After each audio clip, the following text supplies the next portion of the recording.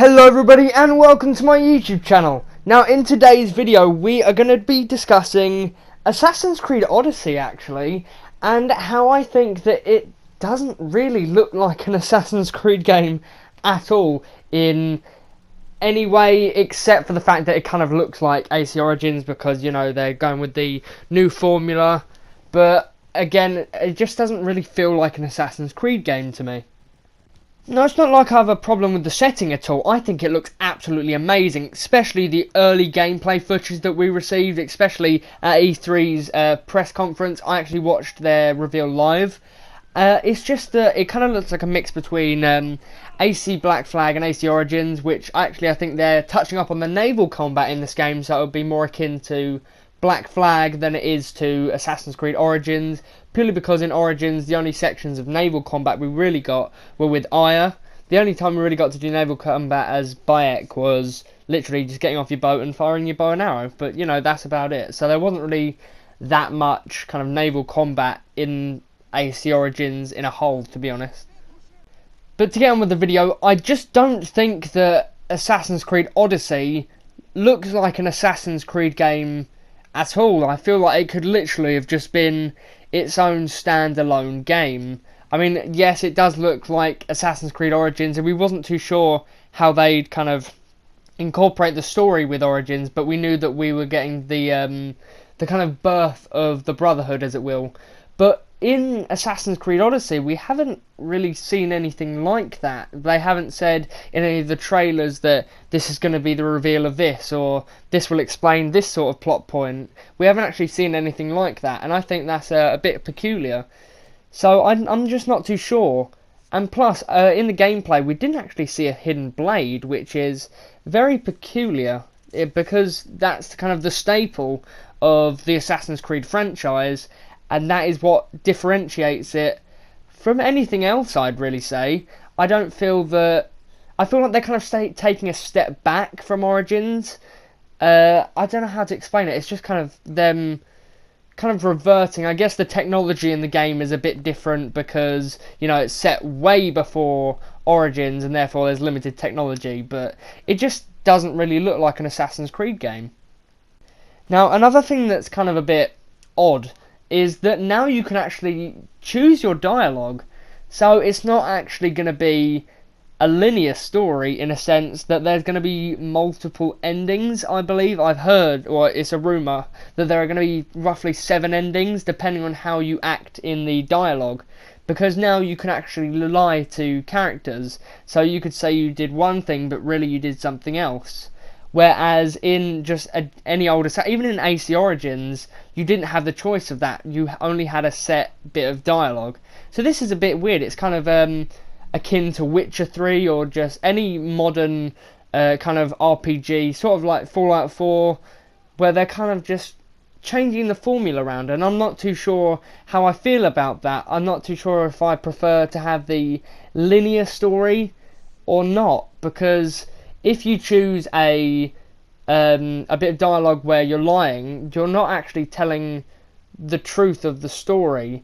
And I wish there is like some sort of mode or some sort of way to find out what is the kind of true canon sort of ending, because as I said before, there's rumours to be like 7 endings depending on which way or which bits of dialogue you actually use.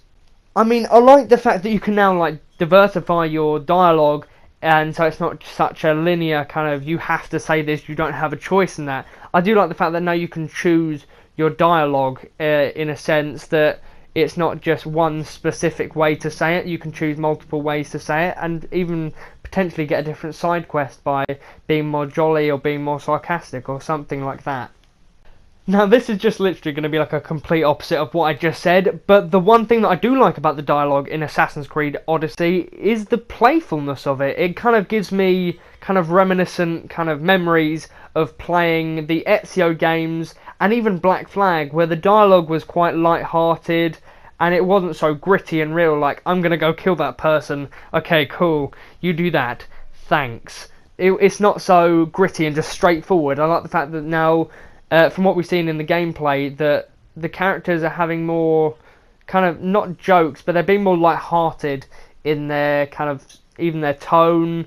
I just feel like they're kind of going for like a really good direction, and I feel like it'll be great for different playthroughs, and how like you can go have like quite a jolly kind of playthrough, and then a different playthrough you have quite a gritty kind of more I'm gonna go kill you, cool, like kind of more linear, get to the point kind of conversation. I just like the fact that they're going for a more playful nature, and you can choose to have that playful nature, or you can choose to be kind of gritty and real.